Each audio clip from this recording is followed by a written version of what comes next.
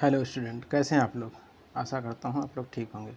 हम यहाँ पढ़ रहे थे कि हम तापमापी के बारे में पढ़ रहे थे, थर्मामीटर के बारे में पढ़ रहे थे और हमने डॉक्टरी थर्मामीटर का जो यूज होता है वो पढ़ा था और उसके बाद हमने प्रयोगशाला में जो थर्मामीटर का यूज होता है वो उसके बारे में हमने चर्चा करी थी। अब हम आते हैं कि इसके आगे हम पढ़ने को आगे देखते हैं कि क्या है। ठीक है, यहाँ पर देखिए जैसे एक एक्टिविटी दी गई है। इसमें क्या है, किसी बीकर में मग में थोड़ा सा गर्म लीजिए और तापमापी के बल्ब को जल में डुबाया जाता है, फिर पारे का तल को देखा जाता है। तो इसमें ये इसी तरह हम पाठ्यक्रम को नोट कर लेते हैं, है ना। ये आपने समझा था। और ये डॉक्टरी थर्मामीटर में प्रयोगशाला में शरीर के ताप मापने के लिए करते हैं और जबकि उसका नहीं किया जा सकता। अब यहाँ पे एक बात आती है कि डॉक्टरी थर्मामीटर को मुंह से बाहर निकाल लेने पर पारे का तल नीचे या ऊपर क्यों हो जाता है। किसी थर्मामीटर को आप देखेंगे, बड़े गौर से देखिएगा, तो वो जो है उसमें एक विभंग होता है ना। विभंग क्या है कि क्या लाभ है, या पारे के तल को अपने आप नीचे गिरने से रोकता है।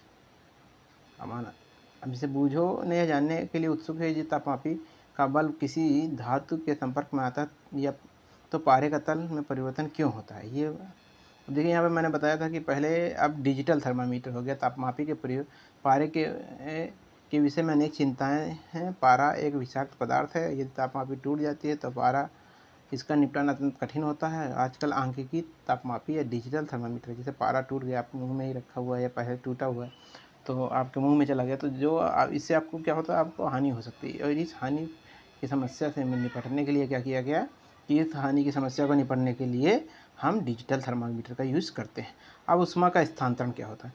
संभवतः आपने देखा होगा कि जब किसी बर्तन को ज्वाला पर गर्म रखते हैं तो तप्त हो जाता है, मतलब लाल हो जाता है। और इसका कारण है कि ऊष्मा ज्वाला से बने बर्तन की ओर चली जाती है। जैसे आप देखेंगे, चम्मच आप गर्म कर रहे होंगे स्टोव पे, तो चम्मच का एक सिरा पकड़ते हैं तो दूसरा सिरा भी क्या होने लगता है, दूसरा सिरा भी गर्म होना शुरू कर देता है। ठीक है, और जब बर्तन की ज्वाला से हटा लेते हैं तो धीरे धीरे क्या होता है, ठंडा हो जाता है। ऐसा क्यों होता है। ऊष्मा बर्तन में परिवेश की ओर स्थानांतरित हो जाती है। इस प्रकार आप समझते हैं कि दोनों स्थितियों में ऊष्मा गर्म वस्तु से ठंडी वस्तु की ओर प्रवाहित होती है। वास्तव में ऊष्मा सदैव गर्म वस्तु से अपेक्षाकृत ठंडी वस्तु की ओर प्रवाहित होती है। अब देखिए, इस चीज़ को समझिए कि गर्म वस्तु से ठंडी की ओर कैसे जाएगी। जैसे सपोज करिए ये कोई गर्म वस्तु है, ये, और ये कोई ठंडी वस्तु है, तो ऊष्मा का संसरण इसकी ओर होगा, है ना, इस तरफ जाएगी। मतलब क्या होगा कि ये जो है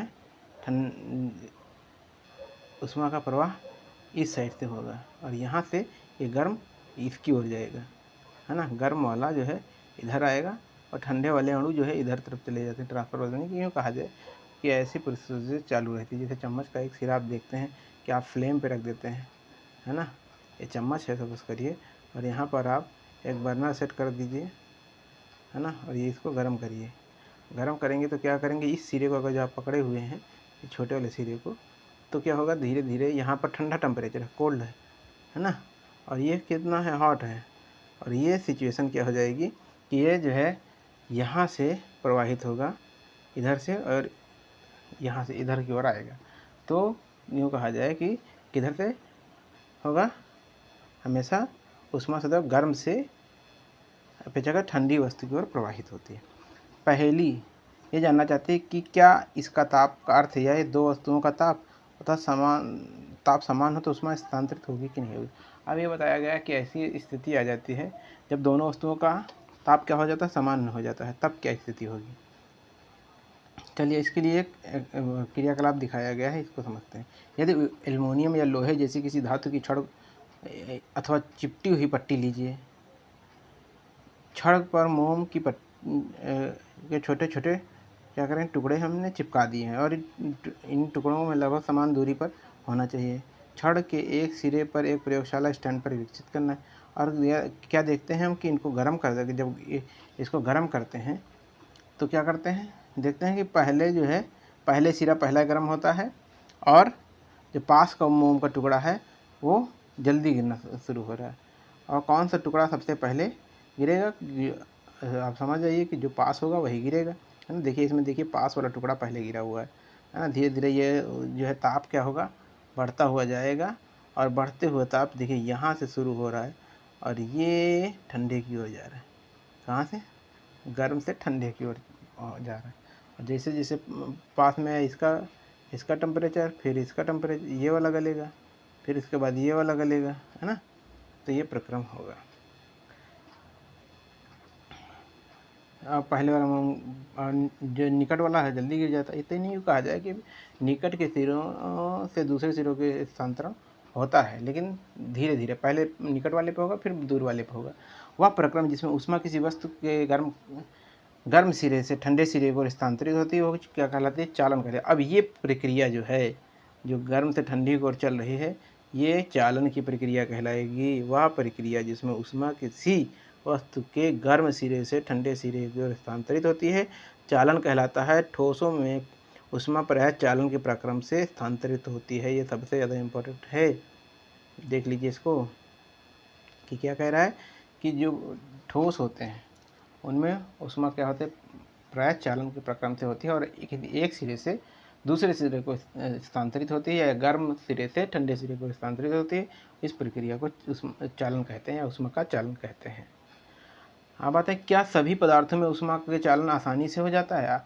आपने अवश्य देखा होगा कि खाना पकाने के लिए उपयोग किए जाने वाले धातु के बर्तन प्लास्टिक या लकड़ी की हत्थी लगी होती है। क्या आप बता सकते हैं कि किसी तप्त बर्तन की हत्थी को पकड़कर बिना हाथ जलाए उठाया जा सकता है? अब देखिए अगर जो कोई जिसमें लकड़ी का हत्था नहीं लगा है या प्लास्टिक का हत्था नहीं लगा हो तो वो उसको आप उठा सकते हैं? नहीं उठा सकते, क्योंकि वो उसमें उस तली पे पूरे, जैसे कढ़ाई है लोहे की, अगर जो पूरी कढ़ाई गर्म होगी, बस ये है कि जो पास वाला सिरा होगा वो ज़्यादा गर्म होगा, दूर वाला थोड़ा कम होगा, लेकिन वो गर्म लगभग इतनी ज़्यादा होगी कि उसे आप उठा नहीं सकते हैं, है ना। अगर जो उसी में हैंडल लगा हुआ है, मान के चलिए जो हत्था है वो लगा हुआ है, लकड़ी का है या प्लास्टिक का है, तो उसे आपको उठाने में आसानी होगी। क्यों? क्योंकि इसमें ऊष्मा का चलन नहीं हो पाता है, लकड़ी में या प्लास्टिक में।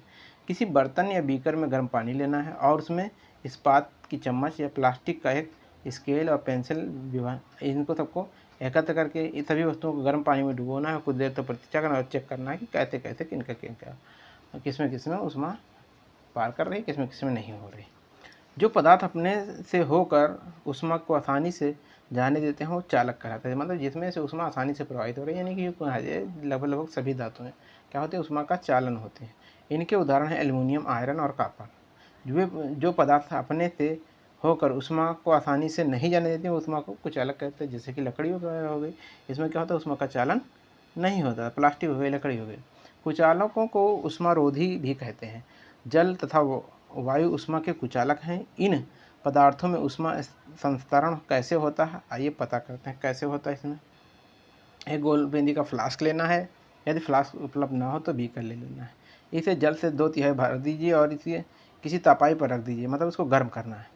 अब अब नीचे एक मोमबत्ती रखकर गर्म कर सकें। फ्लास्क के जल को स्थिर होने पर प्रतीक्षा करें। एक स्ट्रॉ की सहायता से फ्लास्क के पेंदे पर पोटेशियम परमैंगनेट का एक क्रिस्टल रख देते हैं, मतलब उसके अंदर, है ना। अब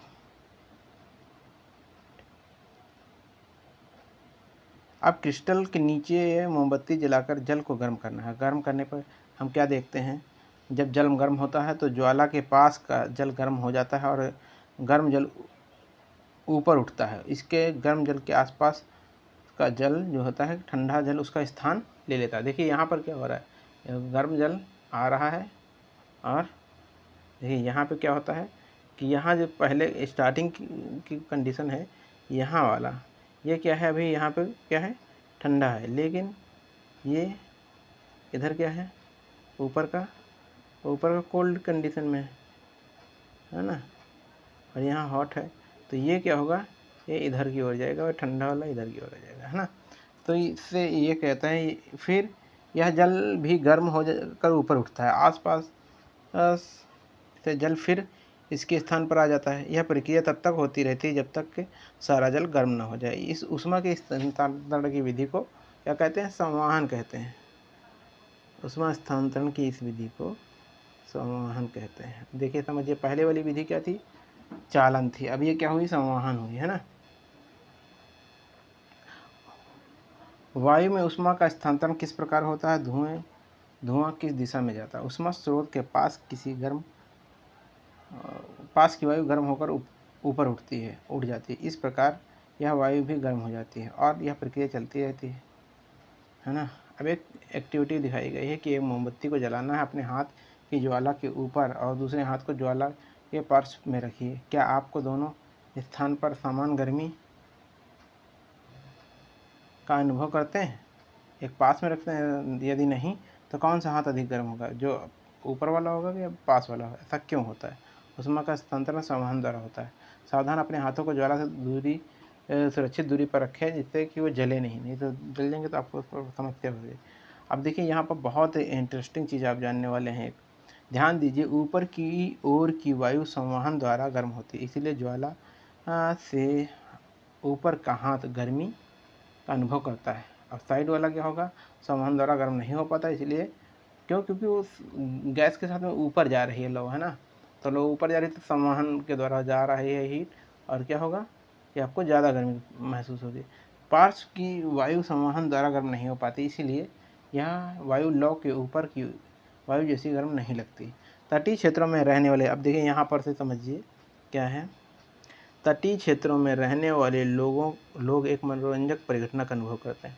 दिन के समय स्थल या धरती या स्थल जल की अपेक्षा शीघ्र गर्म हो जाता है ना। जल धीरे धीरे गर्म होता है और धीरे धीरे ठंडा होता है। जल के ऊपर की वायु गर्म होकर ऊपर उठती है। स्थल के ऊपर जो वायु होती है वो गर्म होकर ऊपर उठती है। इसका स्थान लेने के लिए समुद्र की ओर से ठंडी वायु वो स्थल की ओर बहती है, और चक्र को पूरा करने के लिए स्थल की ओर गर्म वायु समुद्र की ओर बह जाती है। मतलब यूँ कहा जाए, देखिए यूँ कहा जाए कि ये जो है ये स्थल है, ठीक है, और ये समुद्री एरिया है। अब ये स्थल है और इसके पास ही समुद्र है। सपोज करिए ये समुद्र है ना, ये समुद्र है, ये समुद्र हो गया है ना, सी। तो ये क्या है कि इधर की वायु जो ठंडी वाली इधर आएगी और गर्म वाली ऊपर उठ जाएगी, फिर ठंडी वाली इसका स्थान घेरने के लिए यहाँ पे आ जाएगी, है ना। तो स्थल की ओर की वायु गर्म होकर ऊपर उठ जाती है, इसका स्थान समुद्र की ओर से आने वाली जो ठंडी वायु ले लेती है ना। चक्र को पूरा करने के लिए स्थल की ओर से गर्म वायु समुद्र की ओर बहने लगती है। समुद्र की ओर से आने वाली वायु को समुद्र समीर कहते हैं। समुद्र की तरफ से जो आएगी उसे समुद्र समीर कहते हैं। समुद्र समीर की ठंडी वायु का लाभ उठाने के लिए तटीय क्षेत्रों के भवनों में खिड़कियां समुद्र की ओर बनाई जाती हैं।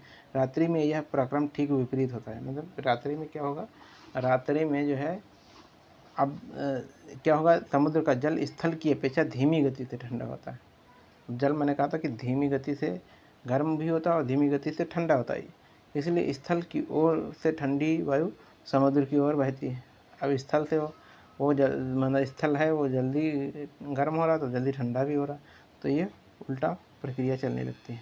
अब देखिए यहाँ पर बहुत अच्छे से समझाया गया है कि जो समुद्र समीर होता है वो, और ये स्थल समीर में क्या होता है, स्थल समीर और समुद्र समीर में क्या होता है, ये प्रक्रिया हो रही है, इधर की ओर जाया जा रहा है ना, इधर की ओर प्रवाहित हो रहे हैं। ये कब प्रक्रिया होगी, ये दिन में होगी, और ये गर्म हवा इधर की ओर जाएगी, स्थल से समुद्र की ओर जाएगी, ये सी की तरफ जाएगी, है ना, ये लैंड की तरफ आएगी। ठीक, अब ये प्रक्रिया चलेगी दिन में, लेकिन रात में जस्ट इसके उल्टा हो जाता है। क्या होगा, स्थल जो समुद्र है वो गर्म रहता है, इधर आएगा, और जो स्थल वाली ठंडी वायु है ये इधर जाएगी, और ये स्थल वाली ठंडी इधर आएगी समुद्र की तरफ, है ना। तो इसे स्थल समीर कहते हैं।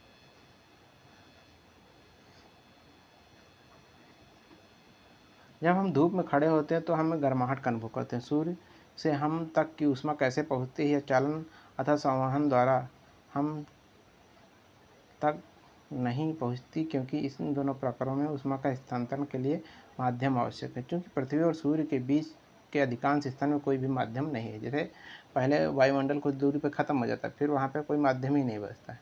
तो यहाँ से यहाँ तक कि कैसे आएगी भाई, जो हीट आएगी, ऊष्मा आएगी, कैसे आएगी? जैसे वायु नहीं है कहीं कहीं पे, तो अतः सूर्य से हम ऊष्मा के अन्य पराक्रम द्वारा आती है, जिसे विकिरण कहते हैं। अब देखिए ये इंटरेस्टिंग पॉइंट है। पहले हमने क्या पढ़ा, चालन पढ़ा, फिर संवहन पढ़ा। अब जो सूरज से मिल रही है ऊष्मा, उसमें क्या कहते हैं, विकिरण कहते हैं। विकिरण द्वारा ऊष्मा का स्थानांतरण में किसी माध्यम जैसे वायु और जल की आवश्यकता नहीं होती। माध्यम विद्यमान हो या न हो, विकिरण द्वारा ऊष्मा का स्थानांतरण हो सकता है। जब हम किसी तापक या हीटर के साथ सामने बैठते हैं तो हम इसी प्रक्रम के द्वारा ऊष्मा प्राप्त होती है। जैसे हम ताप रहे हैं, अगर ताप रहे हैं, किसी तापक के सामने बैठे हुए हैं, तो क्या हो रहा है, हमें जो ऊष्मा मिल रही है वो किसके द्वारा मिल रही है, विकिरण के द्वारा मिल रही है। ज्वाला से हटा कर रखा कोई बर्तन ठंडा होते समय अपनी कुछ ऊष्मा को विकिरण द्वारा ही परिवेश में स्थानांतरित करता है। हमारा शरीर विकिरण द्वारा ही परिवेश में को ऊष्मा देता है तथा उससे ऊष्मा ग्रहण करता है। इसी विकिरण द्वारा ही हमारे शरीर में ये प्रक्रियाएं होती। अब आता है सभी गर्म पिंड विकिरण के रूप में ऊष्मा विकिरित करते हैं। जब ये ऊष्मा विकिरण किसी अन्य वस्तु से टकराते हैं तो इनका कुछ भाग परिवर्तित हो जाता है, मतलब कुछ भाग टकरा जाता है और अपना रास्ता बदल देता है। कुछ भाग अवशोषित और कुछ भाग अवशोषण होता है और कुछ भाग परागत हो जाता है।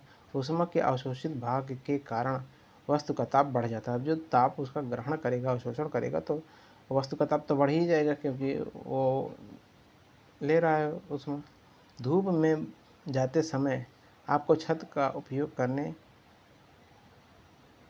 आप जब धूप में जाते हैं तो क्या होता है, आप छाते का प्रयोग करने के लिए कहा जाता है कि आप छाते का उपयोग करिए, है ना।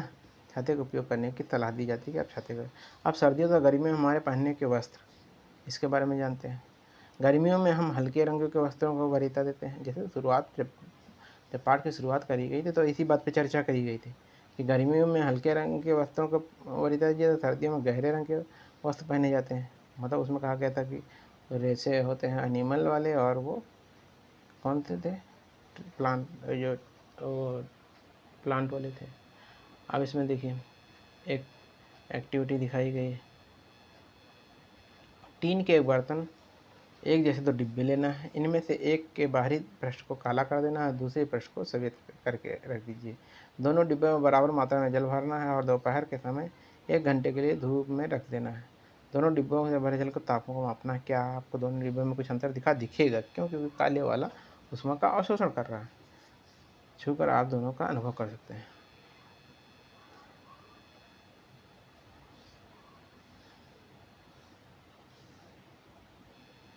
अब गर्मियों में जो इसी से ये पता चलता है, गर्मियों में सफ़ेद या हल्के रंग के वस्त्र और सर्दियों में गहरे रंग के वस्त्र पहनना अधिक आरामदायक क्यों प्रतीत होता है? क्योंकि गहरे रंग का पृष्ठ अपेक्षाकृत अधिक ऊष्मा को अवशोषित करता है। जो गहरा रंग होगा, जैसे हम खूब डार्क ब्लैक पहन के जाएंगे तो उसका ऊष्मा का अवशोषण करेगा, और इसीलिए सर्दियों में हल्के गहरे रंग के वस्त्र पहने जाते हैं, जिससे हमें सुखद अनुभव होता है, मतलब वो ऊष्मा का अवशोषण करता है। हल्के रंग के कपड़े ऊष्मीय विकिरण के अधिकांश भाग को परिवर्तित कर देते हैं, और इसलिए गर्मियों में हमें हल्के रंग के वस्त्र अधिक आरामदेह लगते हैं।